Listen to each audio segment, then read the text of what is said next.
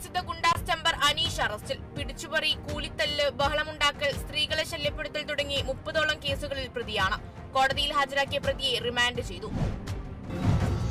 കൊല്ലത്ത് യുവതിയോട് ലൈംഗികാതിക്രമം നടത്തിയ പ്രതി പിടിയിൽ. ചിറ്റൂർ സ്വദേശി രത്നാകരനാണ് പിടിയിലായത്. ജോലിയുടെ ഭാഗമായി വീട്ടിലെത്തിയ ജീവനക്കാരിയോട് പ്രതി ലൈംഗികാതിക്രമം നടത്തുകയായിരുന്നു.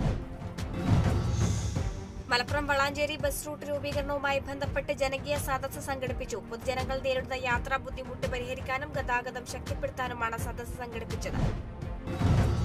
ആലപ്പുഴ തലവടി സ്വദേശി ഡോക്ടർ ജോൺസൺ വി ഇടിക്കുളയ്ക്ക് രാജ്യാന്തര സേവന പുരസ്കാരം. കൊൽക്കത്ത മിഷണറീസ് ഓഫ് ചാരിറ്റി ആസ്ഥാനത്തായിരുന്നു ചടങ്ങ്. International charity services award chairperson വിൽഡാനി കുപ്പിഡോൺ പുരസ്കാരം സമ്മാനിച്ചു. തൃശൂർ അന്തിക്കാട് ആടിനെ തെരുവ് നായ്ക്കൾ ആക്രമിച്ചു. കൂട്ടത്തോടെ എത്തിയ 7ഓളം തെരുവ് നായ്ക്കളാണ് ആക്രമിച്ചത്. അന്തിക്കാട് സ്വദേശി പ്രവീണിന്റെ ഉടമസ്ഥതയിലുള്ള ആടാണ് ചത്തത്. തൃശൂർ അരിമ്പൂർ പഞ്ചായത്തിന്റെ സഹകരണ സംഘത്തിന്റെ ഓണവിപണി ആരംഭിച്ചു. കൺസ്യൂമർ ഫെഡ് വഴി സാധന സാമഗ്രികൾ ശേഖരിച്ചാണ് വിതരണം. 12 ഇനം പലചരക്ക് സാധനങ്ങളാണ് സബ്സിഡി നിരക്കിൽ കിറ്റിലാക്കി വിതരണം ചെയ്യുന്നത്.